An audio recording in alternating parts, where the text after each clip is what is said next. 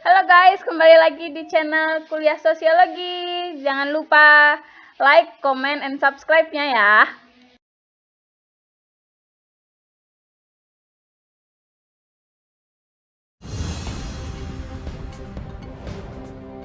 Wabarakatuh. Selamat pagi para pelajar sosiologi dimanapun kalian berada. Pada pagi hari ini saya ingin melanjutkan materi kita dalam belajar pengantar sosiologi.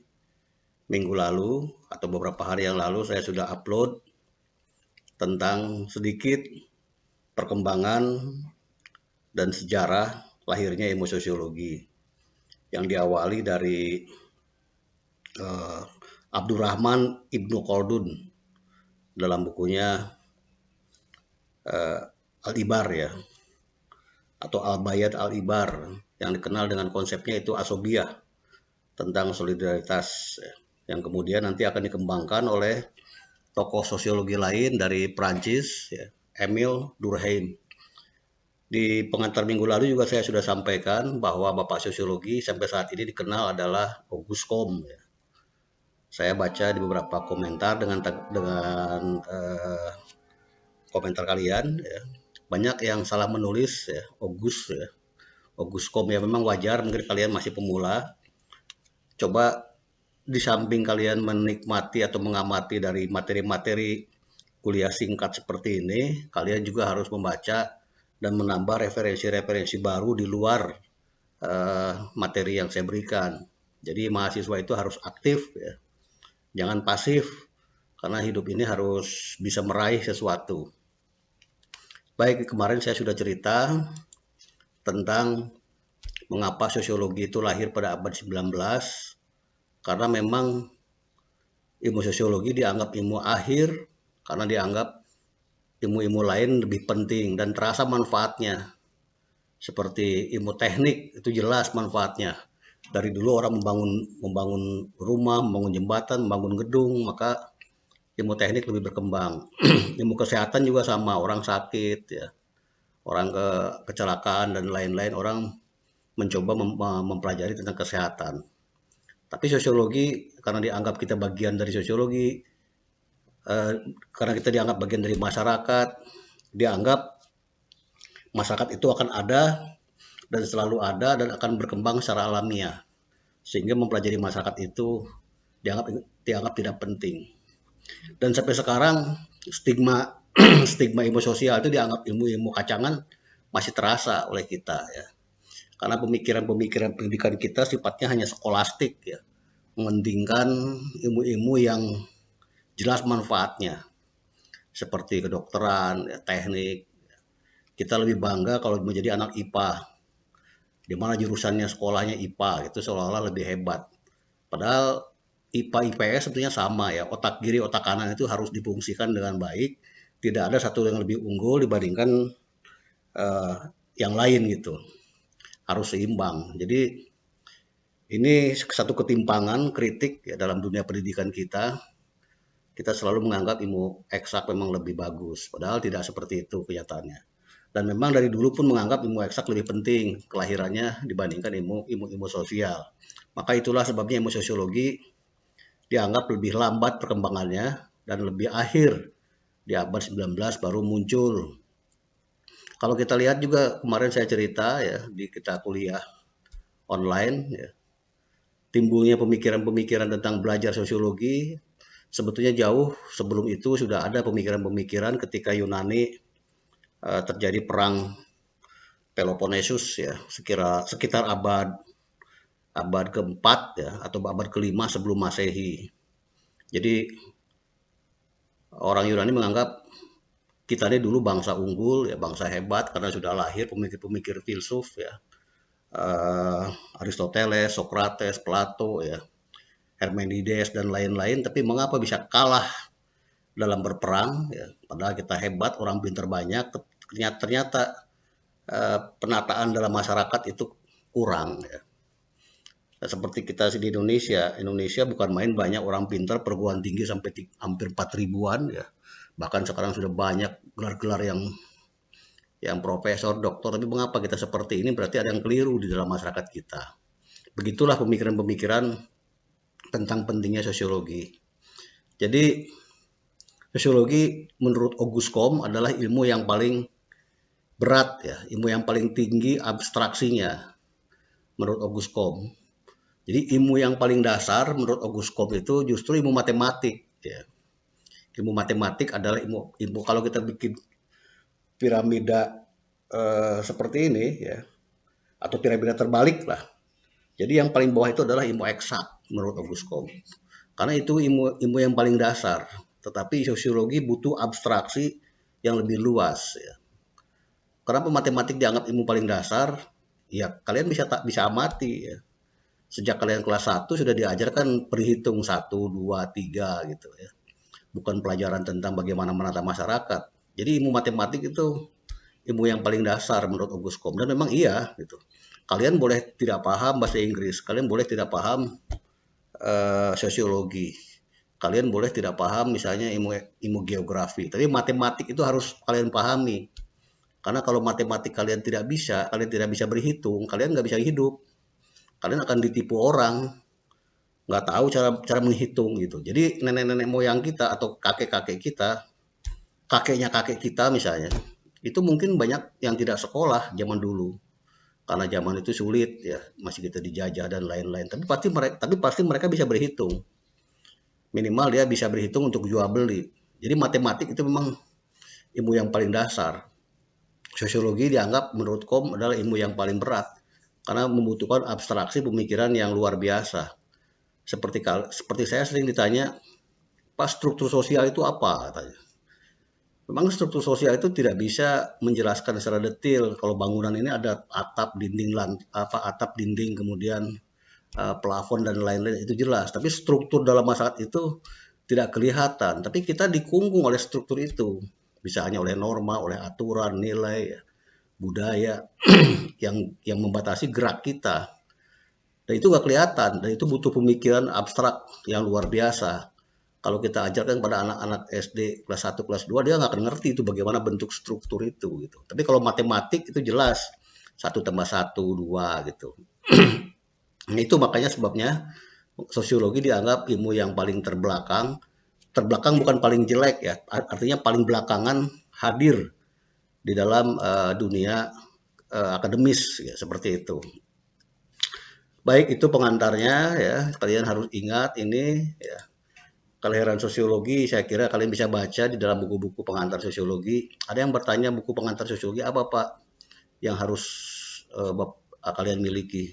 Saya tidak mewajibkan buku khusus tertentu ya, karena beda beda ketika SMA mungkin kalian ada buku paket atau buku ajar.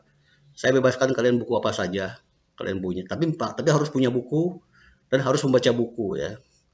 Bukunya terserah sesuai dengan kemampuan kalian, bisa minjam ke senior-senior kalian, fotokopi atau beli ya, karena beli juga sekarang sudah mudah melalui online ya. Kalian tinggal pesan nanti datang ke rumah kita. Jadi tapi buku yang paling umum pengantar sosiologi itu misalnya Suryono Sukanto. Itu mudah dipahami karena penulisnya orang Indonesia. Kemudian Kamanto Sunarto misalnya. Ada juga buku-buku lama ya yang ditulis oleh Wilahuki ya, dari Malang ya. Itu juga mudah dipahami ya, karena orang-orang Indonesia membuat pengantar-pengantar sesuai dengan konteksnya dan bahasa yang lugas ya, untuk kita pelajari. Kemudian sosiologi juga ada 3 paradigma ya. Paradigma itu sudut pandang dalam memahami sesuatu. Maka di dalam bukunya Ritzer ya, yang disadur oleh Ali Bandan, sosiologi itu bukunya Sosiologi Ilmu Pengetahuan Berparadigma Ganda, itu diterjemahkan, itu disadur oleh Ali Bandan. Ada 3 paradigma, ada paradigma fakta sosial. Fakta sosial itu sifatnya inherent, memaksa ya. Memaksa pada diri kita ya memang inherent lah, oke inherent karena memang udah ada gitu loh. Pasti di mana-mana masyarakat itu pasti ada fakta sosial, sifatnya memaksa kita. Aturan itu termasuk fakta sosial ya, norma misalnya, hukum ya. Termasuk kaidah-kaidah di kampus ada aturan-aturan tertentu, itu fakta sosial. Suka tidak suka kalian harus menerima itu. Begitu kalian jadi mahasiswa, banyak aturan-aturan yang membelenggu kalian. Itulah fakta gitu loh. Itu namanya fakta sosial. Itu namanya struktur ya. Struktur sosial yang membelenggu kalian. Seperti saya sekarang di rumah ya, mengajar kalian, sebetulnya bisa saja saya pakai kaos oblong gitu kan, atau kemudian ya ala kadarnya selengean gitu. Tapi saya walaupun saya di rumah seperti ini, rumah saya tidak bisa ngomong sembarangan karena ada struktur tertentu yang menghukum saya tidak boleh sembarangan berpakaian walaupun saya di rumah sendiri, karena saya akan mengekspos sesuatu dalam konteks formal ya, karena saya mengajar di sini gitu walaupun konteksnya ada di rumah. Jadi itu fakta sosial, sifatnya eksternal, kemudian memaksa, dan sifatnya given, sifatnya terberikan. Ya, itu fakta sosial. Kemudian ada lagi definisi sosial ya, paradigma definisi sosial. Definisi, jadi definisi sosial mendefinisikan itu oleh orang-orang tertentu ya. Definisi sosial, definisinya membuat konsep itu orang bukan makro, tapi masing-masing kita menilai sendiri. Itu namanya definisi sosial. Pendekatannya biasanya kualitatif. Ya, pendekatan metodenya. Kalau yang di atas tadi saya sampaikan, fakta sosial biasanya kuantitatif. Definisi sosial itu contohnya cantik misalnya. Cantik itu kan relatif ya. Tergantung memandangnya mana, siapa yang memandang gitu. Seperti kita orang-orang Indonesia yang biasanya kulitnya hitam atau sawo matang pengen menjadi putih, maka krim-krim whitening itu laku ya, krim pemutih. Tapi di negara-negara barat yang kulitnya putih, dia justru pengen sedikit hitam, maka dia berjemur ya, sunburn, menjemur matahari supaya agak hitam. Itu kan relatif. Mereka ingin hitam, kita pengen putih. Orang rambutnya lurus, pengen keriting. Yang keriting pengen direbonding jadi lurus. Itu kan relatif. Maka sudut pandang ini juga harus dipahami ya, tentang cantik, tentang enak, nikmat, manis. Itu konsep itu definisinya masing-masing individu, masing-masing masyarakat ya. Bagi masyarakat di sini tabu, bagi masyarakat di sini mungkin tidak masalah. Itu namanya paradigmanya definisi sosial. Terakhir, definisi perilaku sosial ya. Seringkali dikenal dengan behaviorisme ya. Ini agak berbau psikologi ya. Karena tentang perilaku itu biasanya pengulangan ya. Menjadi kebiasaan, menjadi sudah mendarah daging, menginternalisasi ya. Nah, perilaku ini harus diamati secara berulang-ulang. Oleh karena berulang-ulang, angkanya berulang-ulang itu bisa 2, 3, 4. 2, 3, 4 itu kuantitatif, berarti maka pendekatannya juga kuantitatif biasanya. Paradigma perilaku sosial ini. Nah, ini nanti kita akan bahas tentang paradigma-paradigma ini sebetulnya di mata kuliah teori sosiologi ya, nanti ke depan di semester-semester atas. Tapi sebagai pengantar awal, kalian harus paham tentang adanya paradigma-paradigma ini di dalam sosiologi. Baik, ini saya tanpa sadar ngomong sedikit saja sudah 13 menit ya. Saya sengaja membuat aturan sendiri sebetulnya ya. Saya buat ngomong-ngomong seperti ini di kamar atau di ruang tamu atau di ruang keluarga hanya dibatasi 10 sampai 15 menit sengaja supaya kalian bisa mengulang-ulang, mendownloadnya tidak lama. Kemudian juga sedikit-sedikit nanti lama-lama menjadi bukit. Kalau terlalu panjang kalian juga bosan nontonnya, ya, tidak konsentrasi dan berat juga mendownloadnya. Baik anak-anak ya, tetap semangat, kita kuliah ini walaupun seperti ini harus ada manfaatnya, harus bisa diambil hikmahnya. Mudah-mudahan ini dulu ya, kita di kuliah ini kayak beginilah. Kalian harus bisa memanfaatkan sebaik mungkin. Baik, terima kasih. Itu dulu ya. Jadi kesimpulan kita pada kuliah hari ini, pertama sosiologi mengapa lambat terakhir, perkembangannya karena ada persoalan tadi, ada perang Peloponnesus, ya, kemudian juga dianggap ilmu eksak atau ilmu teknik atau ilmu kesehatan lebih penting karena jelas manfaatnya, tetapi sosiologi dianggap ilmu biasa dan sampai sekarang stigma itu masih ada. Anak-anak IPS, anak FISIP itu dianggap anak-anak yang ya kayak gimana gitu dibandingkan mungkin anak-anak yang lain ya. Sama dengan di SMA pun IPA, laboratorium IPA itu lebih penting ketimbang laboratorium IPS misalnya. Hampir tidak ada laboratorium IPS. laboratorium kesenian. Itu seni itu otak kanan sebetulnya, art ya, di art. Seni. Seni itu bukan hanya seni sekedar menari, menyanyi saja, tapi ke seni-seni lain gitu. Itu juga kurang. Ini bukti bahwa masih ada bias dalam pendidikan. Seperti itu. Baik, itu dulu. Kemudian terakhir kesimpulan lain adalah ada sosiologi ada 3 pandangan ya, ada 3 paradigma dalam memandang fenomena sosial. Seperti itu. Mudah-mudahan ada manfaatnya. Sudah 15 menit, sampai ketemu lagi minggu depan ya. Terima kasih. Assalamualaikum warahmatullahi wabarakatuh.